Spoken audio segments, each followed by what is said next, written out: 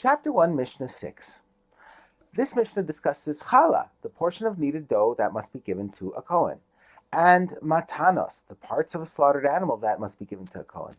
It is permitted on Yom Tov to separate challah from dough and matanos from a slaughtered animal.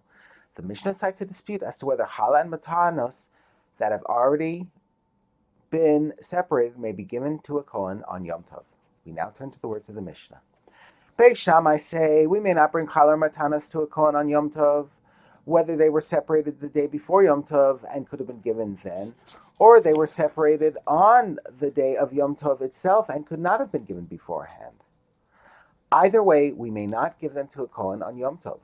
But Beis Hillel permit a person to give challah or matanos to a Kohen on Yom Tov in all cases, even if he could have given them the previous day. Beis Shammai explained their ruling. Beis Shammai said to Beis Hillel, our ruling is based on the following comparison. Challah and matanos are gifts to a Kohen, and terumah is a gift to a Kohen. Since they are alike in this way, their laws should be comparable. Therefore, just as one may not bring terumah to a Kohen on Yom Tov, so too one may not bring the gifts of challah and matanos to a Kohen on Yom Tov. Beis Hillel respond.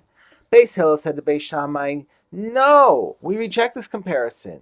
Even if you say about terumah that one may not bring it to a Kohen on Yom Tov, that is only because one is not permitted to separate it on Yom Tov, but only before Yom Tov, when the obligation to separate terumah takes effect.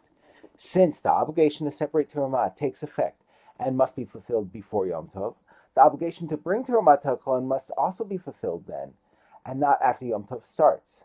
How then can you say that terumah is comparable to challah and matanos, which one is permitted to separate on Yom Tov?